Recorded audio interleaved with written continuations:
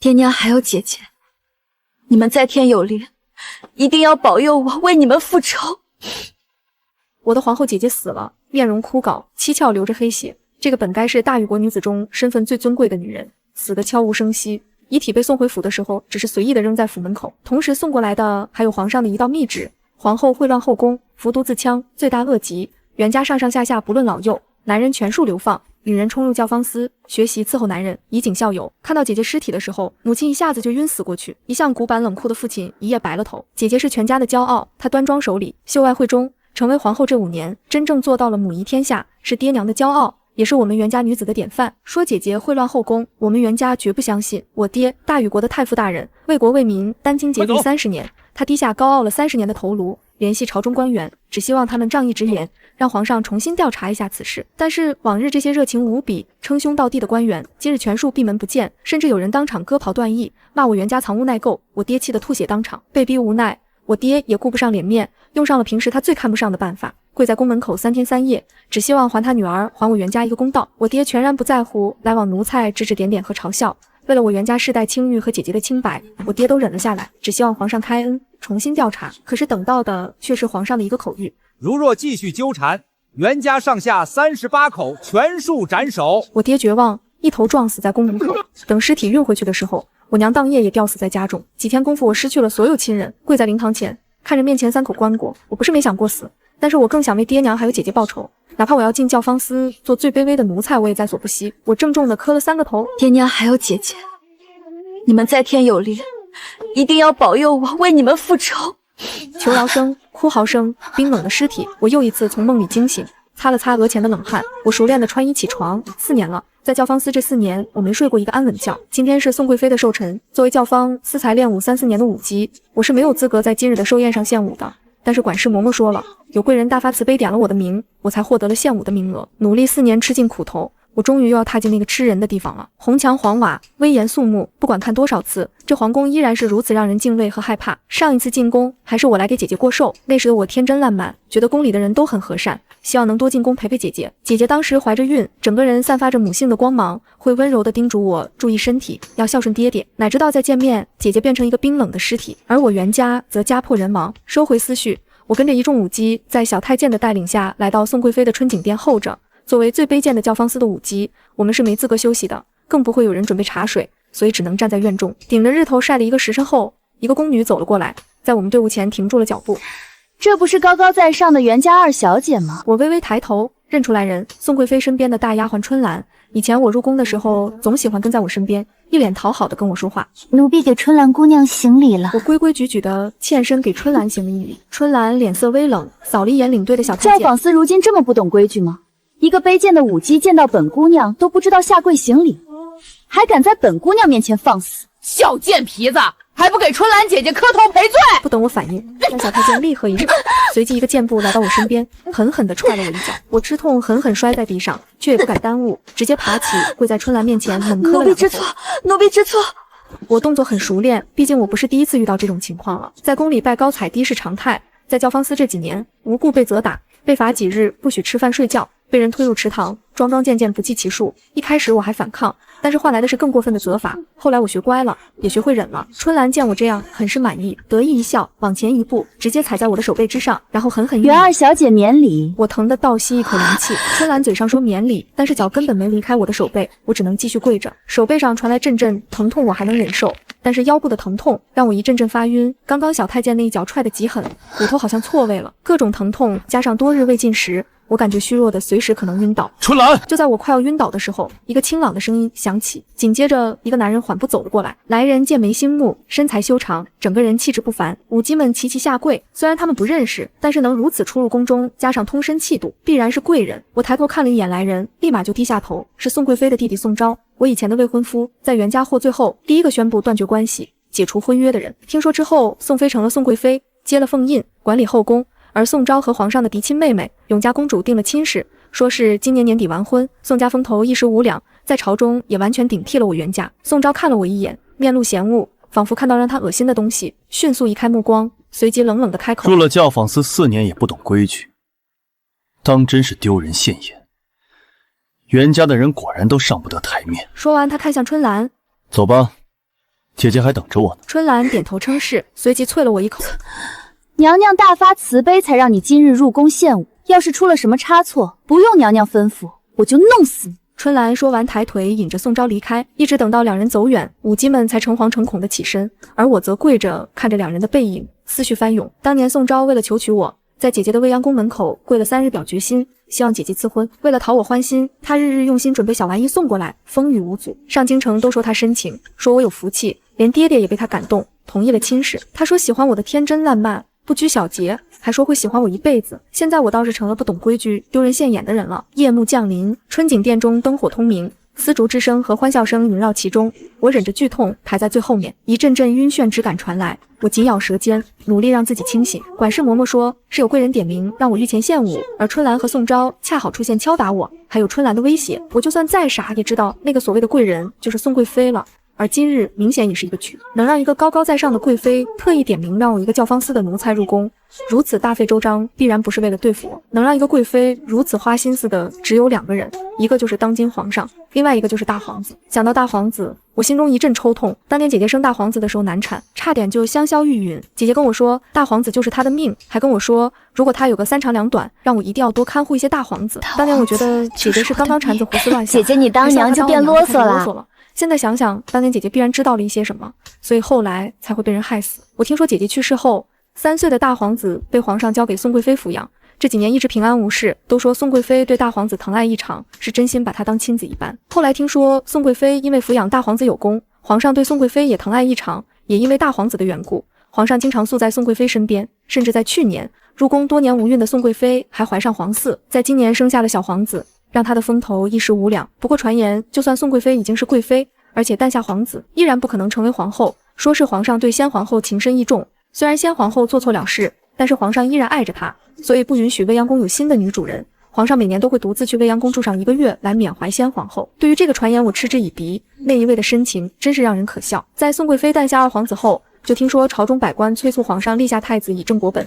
这本是好事，但是皇上却异常犹豫。不过不管皇上如何犹豫，众人都知道宋贵妃要跪不可言了，因为宋贵妃有2个皇子，是宫中之最，太子必然是她膝下之一。等新帝登基，到时候她必然也会是太后，所以很多人都开始讨好宋贵妃。今年的寿宴也是异常隆重，我看向热闹的宴会，心中琢磨出一些东西。看来传言中宋贵妃对大皇子视如己出是谣言了。倘若真的视如己出，他怎么可能让我出现在这种场合？我和姐姐长得相像，如果让皇上在席间看到我，这会让皇上间接想起姐姐，那必然也会想起姐姐的事，那这些事绝对会影响大皇子的地位，让皇上在抉择太子的时候，在大皇子和2皇子之间偏向2皇子。从这里看得出宋贵妃好狠的心计啊！但是我还不能不遵从，因为这个机会我也等了4年。随着带队的小太监一声令下，我们只能乖乖地走向宴席中间的舞台之上。我作为主舞，要站在队伍最中间，所以我最为醒目。随着我的亮相，宴席上欢笑的说话声一下子安静下来。我和姐姐长得很像，不同的是姐姐眉间有一粒很小的朱砂痣，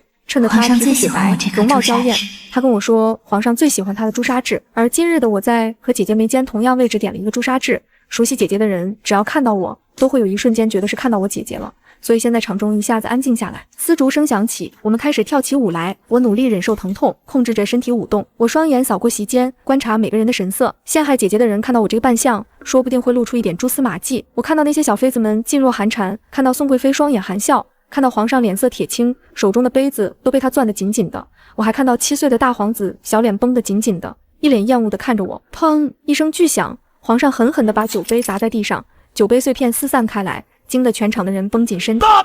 皇上一声怒吼，全场众人齐齐起身跪下，舞姬们一个个吓得花容失色，也跟着跪下。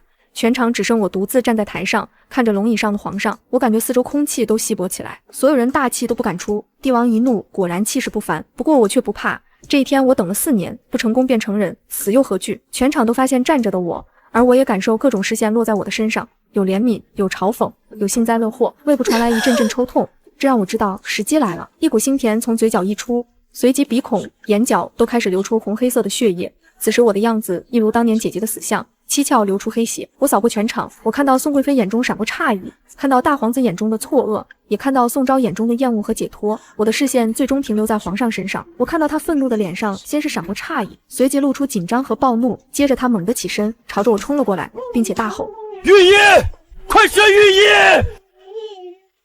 我心中一松，暗呼我赌对了。接着我陷入一阵黑暗之中。这一次的毒量是我精心准备过的，看似凶险无比，其实并不会让我真的让我中毒死去。迷迷糊糊之中，我感觉我的手被人紧紧抓住，我耳边传来一阵阵着急的呢喃：千万不能死。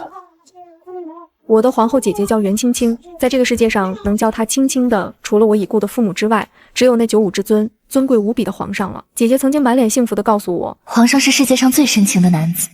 而姐姐和皇上5年的相濡以沫，让我也觉得是的。但是姐姐和父亲的死，和我袁家几十口遭受各种折磨，才让我知道帝王根本没有什么深情。我能感受到我被放到柔软的床榻之上，能感受到有太医给我诊脉，能听到太医告诉皇上我身中剧毒，并且时日已久，身体虚弱，而且多日未进食，身体长期遭受各种折磨，腰间骨头似乎刚刚被人踹错位。我听到皇上暴怒的声音，听到他让人彻查，听到他让太医寸步不移地照顾我。我知道我成功了，随即也真的陷入黑暗之中。我太累了，真的需要休息休息。在太医的解毒汤剂的作用下，3天后我终于醒了过来。看着熟悉的装饰，我知道这是姐姐曾经的未央宫西厢房。从我身边的小宫女嘴里我知道，这3日皇上处理了一批人，教坊司死了好些管事的太监，尤其是那日踹我的小太监，被100个板子活活打死了，连春兰也被打断1条腿后罚了1年的俸禄。之后皇上还彻查我中毒的事，但是毫无头绪。当然没有头绪，如果有头绪，当年我姐姐也不会死得那么冤枉了。我用的毒是我割破姐姐手指收藏的毒血，我藏了4年，一点点是毒，就是为了今日。而我和姐姐中了同一种毒，相信太医看得出来，这足够引起皇上怀疑了。怀疑我姐姐是不是真的自枪，或者怀疑当年是不是有人给我姐姐下毒。只要皇上再多调查一番，就会发现我在教坊司这么多年是怎么过来的，有多少人或多或少的插手想弄死我。至于为什么想弄死我，是杀人灭口，还是有人泄愤，不过这些不重要，重要的是只要皇上怀疑，我就成功了，也足以让我留在宫中了。而我只要留下来，就达到我的目的了。我醒过来不到1刻钟，宋贵妃就带着小宫女和小太监浩浩荡荡的过来，她身后还跟着脸色难看的宋昭。看到宋贵妃，我急忙起身准备行礼，宋贵妃一脸心疼的上前拦住我：可怜见的，身子不好就好好休息，算起来你也是本宫的妹妹，不用这么见外。我却好似没听到她的话一般，恭恭敬敬的给她行了一礼。宋贵妃亲昵的拉着我的手：你这些年受苦了，如今入了宫，本宫定然会好好照顾你的。宋袁两家本就是世交，你我也应该相互扶持，一些小事就让它过去吧。入宫，我听到宋贵妃的话，心中微动，不过此时也顾不上多想，应付了一句：娘娘说的是。宋贵妃听到我这么说，脸上露出热切的笑容，她对着宋昭低声呵斥：还不给悠悠赔礼道歉？宋昭一脸不甘心，却也没说什么，上前2步对我拱了拱手，随后就退到一边。宋贵妃脸色有些不好，看向我再次换上笑容：阿昭一个大男人拉不下脸面，本宫替他向你道歉。那日是春兰擅作主张，阿昭说话也不经过脑子，你千万不要跟他一般见识。阿昭这些年还是挂念你的，几次想帮你和袁家求情，奈何皇上那边……说到这里，宋贵妃长叹一声，一副无可奈何的模样。听到宋贵妃这么说，我差点笑了出来，还真是虚伪至极了。在教坊司4年，我一直被管事、小太监刁难折磨，我本以为只是他们落井下石，但是有一次他们吃酒吃多了，我偷听到他们谈话才知道，是宋昭塞了银子，希望让我早早死在教坊司。也就在那个时候，我学会了忍耐。因为我知道，一旦我激烈反抗，真的会给他们找到理由给打死。无数个夜晚，我忍着剧痛，都在想着有朝一日，我定然让害我的人血债血偿。我神色不动，微微点头，算是附和宋贵妃的话。宋贵妃又说了一些关心的话，然后让小宫女送上一些补品，随后起身告辞。我起身行礼，而此时一直没有说话的宋昭一步到我身边，低声说道：袁悠悠，你太贱了，为了勾引皇上，居然模仿你姐姐，就算让你得逞又如何？你就是一个玩意儿，一个让人随意玩的玩意儿。你以为入宫能翻起什么花样？弄死你跟弄死一只蚂蚁没什么区别。说完，宋昭快走几步，跟上宋贵妃，仿佛在我身边停留1秒钟都会被我弄脏一般。我看着2人离去的背影，微微勾起唇角。比起宋贵妃，宋昭真的是一无是处。宋贵妃刚刚离开，一个小小的身影风一样冲了进来，看到我就直接破口大骂：你为什么要出现？那个女人连累父皇讨厌我就算了，你为什么也要出现？你们袁家是不是要把我彻底毁掉？你知道我为了太子之位付出多少吗？为什么要在这么关键的时候出现？我看着眼前这个和姐姐有几分相似的半大孩子，哪怕他对我大发脾气，我却半点气生不出来，因为他是姐姐的孩子。这些年他在宫里必然吃了不少苦，他才刚刚7岁，寻常百姓家的7岁孩子不过才刚刚开蒙，而他就已经在人心如鬼的后宫开始争夺太子之位了。见我不说话，大皇子瞪着我说道：我不管你为什么这么做，你必须尽快出宫，不要耽误我大事。我微微摇头，我不会离开。大皇子闻言，小脸绷得紧紧的。我知道你要做什么，你是想要给母后翻案，想要为袁家平反，你的目的太明显了，连我一个7岁的孩童都看得出来，难道父皇看不出来？宋贵妃他们看不出来？我劝你死心吧，你一个弱女子能做什么？等我继承皇位，我会给袁家一个交代。如今你速速离开后宫，不要耽误我大事。我笑了笑，上前一步，伸出手想捏一捏他绷紧的小脸，不过他后退一步避开了，我也无所谓，直接说道：我入宫你还看不出来吗？我纵归是宋妃有意所为的就是让你当不成太子。今日就算我离开，宋贵妃还会做别的事的，所以你的问题不在于我，而在于宋贵妃。闭嘴！你别想挑拨我和宋母妃的关系。既然你不愿意离开，就别后悔。说完，他直接离开，看着大皇子小跑着离开的背影，我心中微沉。那一句宋母妃让我知道，这4年宋贵妃在大皇子心目中已经有了很高的地位。如果我要扳倒宋贵妃，那我第一步就得先把大皇子抢过来。毕竟到时候宋贵妃用大皇子来要挟我，那我也会投鼠忌器的。迄今为止，宋贵妃是最有可能害死姐姐的人。姐姐和我袁家倒台，她和宋家获益最大。如今又是立太子的敏感时间，大皇子留在他身边只会越来越危险。我本以为册封我的圣旨会很快过来，但是出乎意料，我一直等了5天都没有等到圣旨，甚至连皇上我都没见到。我心中有些不安，难道出现什么意外？好在服侍我的小宫女和小太监十分谦恭，吃穿用度都是好的，这让我知道内务府那边对我还是很恭顺的。内务府都是看皇上脸色办事，他们恭顺，起码皇上那边暂时不会出问题。在第6日晚上，我刚刚准备就寝，寝室的门一下子就被推开了，一个身影跌跌撞撞的走了进来。我抬头看去，来人正是多日不见的皇上。不等我说话，我就闻到一股浓烈的酒气，显然皇上喝多了。他脚步虚浮，脸色通红，双眼中泛着迷离，一步一步朝着我走来。我抬手轻轻拂过眉间，好在今日依然点了朱砂痣。皇上的目光跟随着我手上的动作，最终落在我眉间的朱砂痣上，随即他的呼吸明显加重。青青，你回来了，你回来了，你回来见朕了！皇上快走几步，一下子抱住我，不等我反应，他的唇便落在我眉间的朱砂痣上，抱住我的手也开始收紧。这是好机会，我双手环抱住皇上的脖子，随即亲在他的喉结之上。我感觉他全身一怔，眼中闪过不可思议，随即猛地抱起我，走向床榻。曾经我在和宋昭定亲后，有些焦虑不安，怕以后夫妻相处不愉快，就问姐姐：姐姐，你和皇上为什么能如此和谐亲密呀？姐姐告诉你一个秘密，皇上最喜欢别人亲吻他的喉结，如果他生气，只要亲他这里，他就不生气了。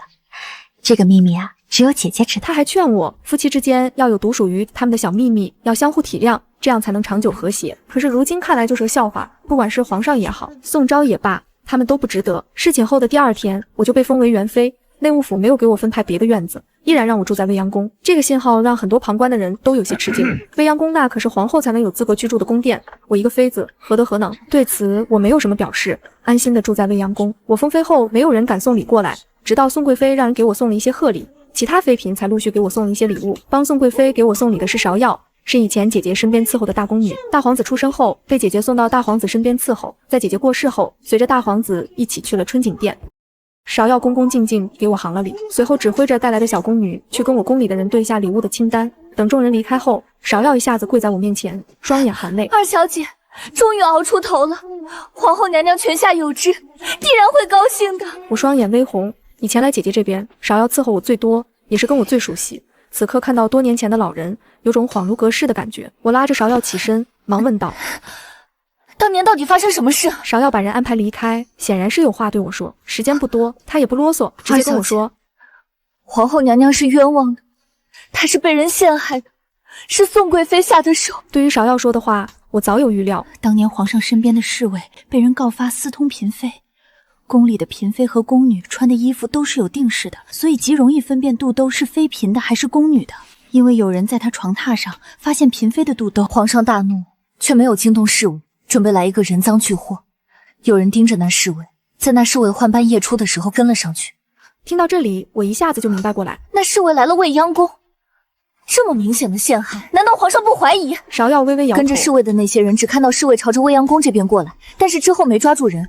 皇上下令搜查，在未央宫的后院泉角发现侍卫的脚印，而那侍卫已经自杀在自己的屋子里面，手中还拿着那肚刀，显然是为保女子，他自杀了。我闻言心中一惊，真的好歹毒，这比亲口冤枉还要让人无可辩驳。芍药继续开口，当时皇上并没有怀疑皇后娘娘，只是让人继续追查，哪知道有人发现在侍卫头七那日，娘娘身边的丹红姐姐私自给侍卫烧纸钱，众人怀疑是丹红姐姐有染，找人查验后发现丹红姐姐还是处子之身，之后他们对丹红姐姐严刑逼供，但是丹红姐姐不发一语。为了丹红姐姐，娘娘还去求了皇上，皇上答应娘娘，如果丹红供出那人是谁，就放过她。哪知道丹红姐姐宁死不屈，最后有人拿丹红姐姐家里的父母做威胁，倘若不说实话，就让她父母一起陪葬。丹红姐姐这才说背后之人是娘娘。丹红姐姐当晚也咬舌自尽了。那侍卫也好，丹红也罢，看似护着姐姐，其实是一步一步把姐姐推出来。皇上很生气，让娘娘解释，可惜当时大皇子突然染了风寒，高烧不退，娘娘忧心大皇子，求皇上让他见见大皇子，皇上就大怒，把娘娘关在未央宫。但是那个时候大皇子的病情反复，娘娘挂心大皇子，这让皇上更加生气，让人封死了未央宫，连我们也不许进去。一直过去5日，皇上气消了，让人打开未央宫，就发现娘娘服毒自杀了。她手里还拿着一块令牌，那令牌就是那侍卫的。娘娘肯定不是自杀，娘娘那么担心大皇子，怎么可能自杀？肯定是有人给她下毒，肯定就是宋贵妃。说到这里，芍药很是激动，我也沉默下来。侍卫和丹红看似维护背后之人，其实就是用自己的死来冤枉姐姐。姐姐肯定是宋贵妃下毒害死的，但是在这场悲剧上面，皇上功不可没。他不信姐姐就算了，在姐姐死后依然不肯承认是自己冤枉了姐姐，甚至将错就错，为了自己的脸面，彻底让姐姐把罪名坐实，甚至连我袁家几十口也要为他的错误买单。而在姐姐死后，他还要表现自己的深情，空置后卫和未央宫多年，每年还要来未央宫住1个月，表现出对姐姐的怀念，真是可笑。我擦去眼角的泪水，送走芍药。等芍药离开后，我再次给自己眉心点上朱砂痣。今晚依然是我侍寝，我要好好伺候那一位多情的帝王，报仇的一步一步来。一连5日，皇上都来未央宫让我侍寝，甚至每日午膳都来未央宫用膳。而这几天，不管是饮食习惯还是行为动作，我都在模仿姐姐。我从小跟姐姐一起长大，模仿姐姐自然手到擒来。皇上显然很喜欢我这样，经常抚摸着我眉间的朱砂痣，会让我亲吻他的喉结，会抱着我，然后嘴里呢喃着亲亲。他赏我很多东西，那些东西丰厚到后宫所有人都为之侧目，包括那个宋贵妃。我一直想着宋贵妃能忍多久，没想到不过半个月，她就忍不住出招了，而且还是动用宋昭这步棋。宋昭过来的时候，皇上刚刚离开不久，显然宋贵妃那边一直关注着我这边。宋昭双眼通红的看着我，他语气很是温柔，一如4年前。悠悠，我知道你恨我，但是你不能糟蹋自己。后宫里面到处都是阴谋诡计，我也知道先皇后是冤枉的，如今袁家就剩下你了。你如果死在宫里，那伯父驮娘在天之灵如何能安息？我带你走，我们远走天涯，远离这个是非之地。我想过了，当年是我太懦弱，我不求你能原谅我，只希望你能让我为你做些什么。我也想清楚了，我不要当什么驸马，我也不要公主，我爱的是你，一直都是你。希望你给我一个机会。说的情真意挚，一脸的诚恳和温柔，与当日骂我贱人当真是判若两人。我心中冷笑，宋昭是哪来的勇气，觉得我会信这些拙劣的谎言的？见我无动于衷，宋昭掏出一封信，这是我写给家中人的信，我在信中阐明会带着你离开，也会断绝和宋家的关系，这是我的诚意。如果你不信我，大可把这信交给皇上，那我必死无疑。如果你信我一次，那今晚我在御花园东侧等你，我们一起逃出去。我已经安排好接应的人了。说完，宋昭把信塞到我手中。宋昭离开后，我拿起手中的信，直接点燃烧掉。我相信手中的这封信里面的内容和宋昭说的一样，但是我不信这封信是宋昭写的，所以交上去也没什么用。这种拙劣的谎言，他们为什么会觉得我会上当？我想了想，反应过来，或许他们本来就不指望我会相信，相反还希望我带着复仇的想法把信交给皇上。就算我把信交给了皇上，他们也有办法证明那封信不是宋昭写的，而皇上多疑，反而会觉得我跟宋昭有牵扯不断的关系，到时候稍加挑拨，或许我就步我姐姐的后尘了。想到这里，我心中微凉，宋贵妃出手果然很辣，不过既然她先出手了，那我也得接住啊。想到这里，我取出信纸写了一封信，既然宋昭希望我跟他走，那我就顺了他的意思。我写完信，然后找来小宫女去春景殿找芍药过来，我把信交给芍药，叮嘱她一定要交给宋凯，千万不要走漏了消息。芍药点头，二小姐放心，奴婢就算死也不会走漏消息的。我笑着点头。芍药，我在宫里只有你。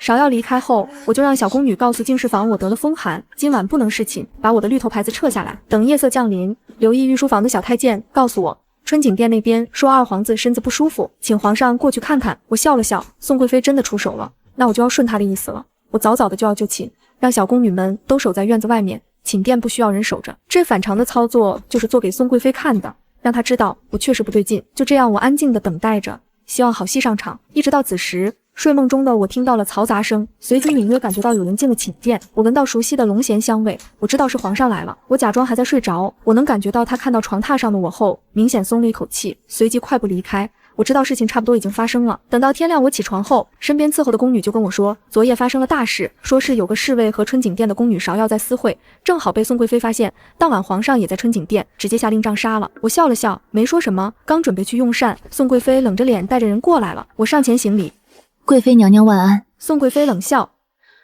本宫小看你了，难为芍药送了命。我起身迎向宋贵妃的目光，芍药帮着你陷害我姐姐，如今恶有恶报。芍药是宋贵妃的人，从我入宫后，她迫不及待的来告诉我当年的事，我就猜到了。这副表忠心的模样，明显是宋贵妃想安插她到我身边。如果不是宋贵妃的人，她是怎么在春景殿活到现在的？当年姐姐被冤枉，却因为大皇子发热顾不上和皇上解释，这发热来得太巧合了。当时芍药可是大皇子身边贴身照顾的大宫女啊，她那么细心周到，怎么可能发生这种事？而且发热还持续反复，还有姐姐中毒而死。未央宫怎么说也是皇后住所，外人怎么可能悄无声息的进来？姐姐被皇上关在宫殿里面，并且死在里面，那只可能是未央宫里面的人做的。芍药嫌疑最大，种种迹象表面，芍药是宋贵妃的人，所以这次我将计就计，用芍药帮我送信，答应宋昭私奔。宋贵妃和宋昭定然会相信，哪怕不信也会试一试，毕竟他们没损失，只是一个普通侍卫罢了。而我已经安排2个小太监把芍药迷晕，在约定的时候送到信上所说的地方了。我不怕芍药事后攀咬我，因为没证据，那信上的字迹可不是我自己的字迹，而且宋贵妃更怕皇上仔细调查，到时候调查的人可不止我一个人了。芍药是偿命了，那你是不是还想本宫也偿命啊？我笑着看着宋贵妃，贵妃娘娘拭目以待。宋贵妃冷哼，袁悠悠，别高兴得太早，本宫能弄死你姐姐，也能弄死你。说完，宋贵妃甩袖离开。晚间的时候，大皇子过来了，你能不能安分守己一些？我笑了笑没说话。大皇子盯着我，半晌之后叹气道，我答应你，只要等我登基，我必然会帮袁家平反。你不要跟宋贵妃硬碰硬了，吃亏的是你。我还是没说话。大皇子有些气急，你怎么油盐不进呢？我指着桌子上的一方梨龙珠墨，这是当年你母亲送我的生辰礼物，你生辰要到了，这么多年我也没送过你什么礼物，这墨送给你，也算是我和姐姐的心意。这墨是姐姐的心血，你要善用。大皇子看了一眼桌上的梨龙珠墨，然后转头深深看了我一眼，最后拿起那方墨离开。我看着大皇子的背影，叹了一口气，希望他真的不要辜负姐姐的心血。在墨送出去的第2天，就是大皇子的生辰。因为大皇子还未成年，所以只在春景殿弄了个宴席。我不想见宋贵妃，也就称病没过去。听说皇上在宴席上连连夸奖了大皇子，宴席很快就散了。而到后半夜，春景殿就闹了起来，把整个太医院的太医都请了过去，说是大皇子中毒了。我得到消息也赶了过去，春景殿闹成一团。皇上和宋贵妃坐在院子外面，其他太监宫女跪满了院子，侍卫们在各个房间搜查。我好似没看见皇上和宋贵妃一般，径自朝着里面走去。来到床榻前，就看见大皇子苍白着脸躺在床榻之上，额头上豆大的汗珠不住的往下流，嘴里不知道在呢喃着什么，十分不舒服的模样。而太医正在给他扎针放毒血。我坐在床榻前，握住大皇子的手，随即开始哼唱歌谣，眼泪也吧嗒吧嗒的掉。如果姐姐还在就好了。歌谣是以前姐姐哄大皇子睡觉的歌谣，这么多年我一直都想给大皇子再哼唱几次。随着我的哼唱，一直颤抖着的大皇子开始安静下来，好似睡着一般。我知道皇上现在正看着我，这个场景他应该很怀念，当年姐姐都是这么哄大皇子睡觉的。我抬起头看向皇上，双眼里盈满泪水。我想抚养他。皇上神色一滞，拒绝的话说不出口。宋贵妃脸色有些着急，连忙看向皇上，这次是臣妾疏忽，臣妾保证不会有下次了。我没说话，就这么静静地看着皇上。够了，大皇子中毒，虽然不是你的过错，但是你还是教养不力。你管理后宫，还要照顾2皇子，确实精力不济。元妃出入宫中也是寂寞，让大皇子陪陪她也好。一锤定音，宋贵妃无话可说。当夜大皇子就被安排送到了未央宫，而宋贵妃被皇上责令彻查中毒事件。不过可惜，应该是找不到下毒之人了，毕竟毒药已经被处理了。我把姐姐的血一遍一遍地擦拭在那方梨龙珠墨的一头，只要用墨研磨，就会让毒进入墨水中。大皇子写字喜欢填笔，3岁时候练字就有的习惯，姐姐纠正多次也没有用，之后也就随他了。寿辰宴上，皇上必定会考察大皇子功课，所以我才送出那方墨，用的毒不多，所以发作也需要一段时间，而这段时间足够伺候大皇子的小太监把墨水和毛笔清洗干净了，所以早就没有东西可查了。事件也果然跟我料想的一样，宋贵妃根本查不多什么蛛丝马迹，为此皇上大怒，连连斥责，后宫风声鹤唳，人人都不敢冒头，就怕惹了晦气。而大皇子在3日后就醒了过来，他看着我不发一语，对于自己出现在未央宫也毫不奇怪。喝点粥，你刚醒，不能吃别的。我端着粥走到他面前，大皇子接过粥，默默地喝了起来。一碗粥喝完，他才开口：“你有什么计划？”我接过空碗，对着他笑了笑。你还小，你什么都不用做，等着就好。那个皇位肯定是你的。说完，我起身准备离开。大皇子显然不满意我的态度。我不是一般的小孩子。我当然知道他不是一般小孩子，他很聪明，能在这后宫活下来，也能懂我送他墨的意图，更是在那夜我哼唱童谣的时候给我反馈，如果没有他的辅助，皇上不一定松口让他住回未央宫，只是他冒这一次险就够了，剩下的让我来，他不该承受那么多。我没有理他，拿着空碗离开。大皇子气得朝我扔枕头大喊：“你太过分了！”对此我反而挺开心，这样的他才像正常的小孩子。我和大皇子连续2次中毒，而且都是一种毒，2次中毒都在春景殿，这足够皇上怀疑了。毕竟这毒和当年姐姐的毒是一种，没有人会怀疑是我下的手。毕竟我在宫里没自己的人，怎么可能伸手到了春景殿？所以2次都没有找到下毒的人。作为春景殿的主人，宋贵妃难辞其咎。我能想到这些，宋贵妃必然也能想到。所以在第6天后，宋贵妃抓了一个小太监顶罪，说是那小太监因为偷吃点心被大皇子发现，责骂了一顿，怀恨在心，就给大皇子下了毒。小太监被杖毙了，但是这毒怎么下的？下什么毒？什么时间下毒？说得很模糊，但是这件事也这样接过去了。皇上没继续追究，一切似乎完美解决。但是我并不失望，有些事不是说接过去就接过去的，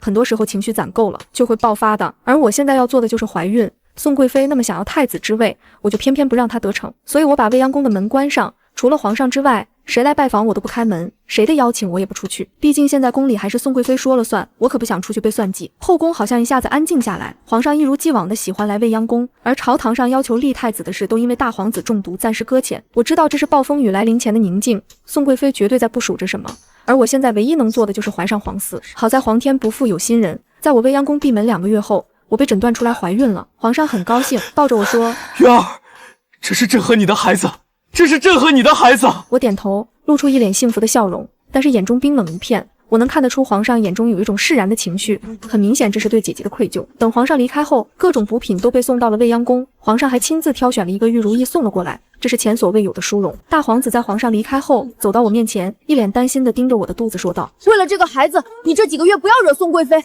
父皇对你宠爱太盛，我怕宋贵妃对你下手。”我莞尔一笑，这个宠爱还不够，我还需要更多。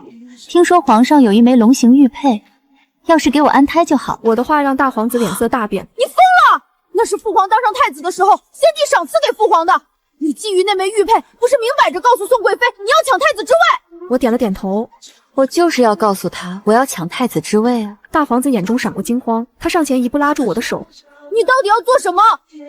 袁家就剩下你一个人了，你能不能珍惜一下你这条命？如果你死了，我就彻底认贼为母。虽然是威胁的话，但是我还是挺开心的。看着大皇子一脸紧张，放心吧，我知道的。大皇子听到我这么说，稍稍有些心安，但是还是不放心的叮嘱了一句：“你得好好活着，你还要帮母后看着我长大，看着我登基呢，你不能死。”我再次点头保证。平静的后宫因为我的怀孕顿时热闹起来，还不等众多妃嫔反应过来，他们就听到另外一个爆炸的消息，那就是我仗着身怀皇嗣，找皇上求了龙形玉佩安胎，而皇上居然还同意了。谁都知道龙形玉佩代表什么，但是就算这样，皇上依然给了我，这无形中给后宫众人释放出一个信息：倘若我这胎是个皇子，那必然是太子人选。后宫所有人都看向春景殿，想看看宋贵妃的反应。结果让他们大失所望，宋贵妃一点表示都没有，反而还给我送了不少安胎的补药。我看着面前的补品，把玩着手中的龙形玉佩，心中倒是佩服宋贵妃，确实很能忍。不过希望她能一直这么能忍。我收了所有补品，好好的安胎。为了更显得我嚣张跋扈，只要皇上要去春景殿就寝，我就会以胎相不稳的理由把皇上请到我未央宫。明眼人都看得出我就是在跟宋贵妃作对，但是皇上依然纵容，甚至毫无底线的纵容。别人不清楚是为什么，但是我知道这是对姐姐的愧疚。在怀孕后的第5个月，太医院传出一个消息，那就是太医院的院判亲自给元妃娘娘把脉了，确定是一个小皇子。皇上得知这个消息，当场赐名为从。这个消息震惊了所有人，皇上居然赐名从。在御篇中言，从御八角，象帝，而周礼、春官言以蝗从理帝，因此蝗从在祭祀中作为帝之代表。皇室最看重祭祀，皇上此举等于告诉所有人，这个小皇子就是太子人选。在这个消息传出后不久，我就敏锐地感觉到未央宫的四周出现了不少陌生的身影。我知道这些都是来打探消息的。大皇子比我更担心，他不允许我出门，甚至让我闭门养胎。不过我却丝毫没有低调的想法，甚至更为高调。我主动地去御花园游玩，主动地邀请其他嫔妃来未央宫说话。所以这段时间我出现了很多意外，例如御花园的石板松动让我差点摔了一跤，御膳房送的餐食里面误放了活血的药材，有小宫女差点撞到我，皇上为此大发雷霆，处置了不少人，但是依然屡禁不止，甚至有一次我下身都见红了。好在太医医术高明，稳住了龙胎。因为此事，皇上直接当众下令，倘若有人害我小产，直接诛灭9族，引得前朝和后宫的人战战兢兢。而我却笑了，我知道机会来了。在怀孕的第6个月，我喜欢上吃腌制的酸梅子。为此，皇上让御膳房那边派了一个厨娘专门来未央宫给我做。而我在吃了半个月的酸梅子后，下身大出血，然后小产了，全宫震动无比。皇上严刑拷打了那厨娘，厨娘只是说冤枉。最后厨娘在牢里自杀了，皇上大怒，让人彻底调查厨娘，最终查到这厨娘上个月悄悄给家里送过去很多银票，还让家里人远离京城，去外地生活。家里人本来是离开了，但是却因为离开后遇上了山洪，不得已又回了京城，这才被抓住。而那些银票也被侍卫调查出来，是宋家一个小管事的。皇上大怒，让人把小管事抓了起来，一顿严刑拷打后，那小管事吐出真话，说是宫里送出去的信，让不惜代价把元妃的孩子弄掉。虽然没有说是宋贵妃指使，但是已经是明摆着的了。不等皇上下令抓宋贵妃，宋贵妃就来到我未央宫门口跪下了。皇上，臣妾冤枉！我听到外面宋贵妃的声音，他已经成型了，是个小皇子，他那么小，他有什么罪？他还来不及叫我一声母妃，叫你一声婢花，他就没了。听到我的话，皇上一脸悲愤，他握紧我的手。朕会给他报仇的。宋贵妃被侍卫架了进来，看到皇上后，她立马跪下。皇上，臣妾真的没做过。臣妾虽然不喜元妃，但是绝不会做伤害她孩子的事。臣妾把大皇子都能视如己出，怎么可能对一个未出世的孩子下手呢？闭嘴！你这个毒妇，你当真以为朕什么都不知道？你为了让朕多去你春景殿，让太医给3岁的大皇子开发热的药，你为了让大皇子不思学习，让小太监带着他玩骰子。你现在跟朕说你当大皇子视如己出？皇上的话让宋贵妃呆愣当场，她以为做的隐秘，没想到皇上居然都知道。当年元老爱卿在宫门口求朕，你让宫里太监宫里去冷嘲热讽，最后元老爱卿不堪受辱，轰尸在宫门口。宋齐花银子让人在教坊司折磨元妃，甚至让人想办法弄死元妃。元妃怀孕后，御花园石头的松动，补品被混入了红花，有脸生小宫女冲撞上来，这些你敢说你没做过？皇上大声质问，宋贵妃无话可说，而我眼中的冷意更加明显，不过很快就藏住了。宋贵妃看向我，随即说道：皇上，你被袁悠悠迷惑了。我宋家虽然是做错了事，但是从来都是忠心耿耿。皇上闭上眼，叹息一声：朕确实做错了，朕4年前就做错了。你对青青做的事，朕都知道。朕这些年一直不愿提起，是朕顾忌脸面，是朕不肯认错，造成如今这个局面都是朕的错。是朕错怪了先皇后，是朕放任你们宋家，才让朕的皇儿还未出师就惨遭你宋家毒手。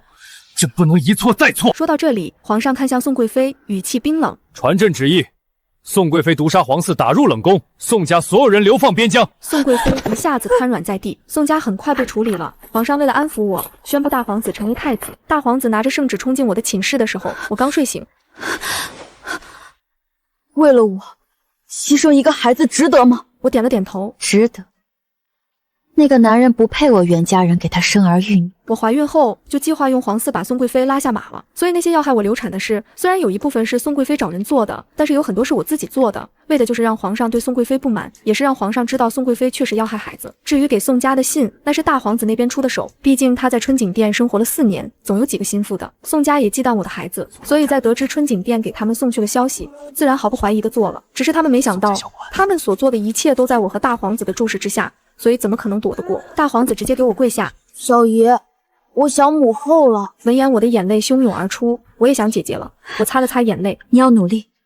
如今你是太子，等你登基，一定要为袁家平反。大皇子看向我：父皇他不用提那个男人，他是懦夫，连自己做错了都不敢提。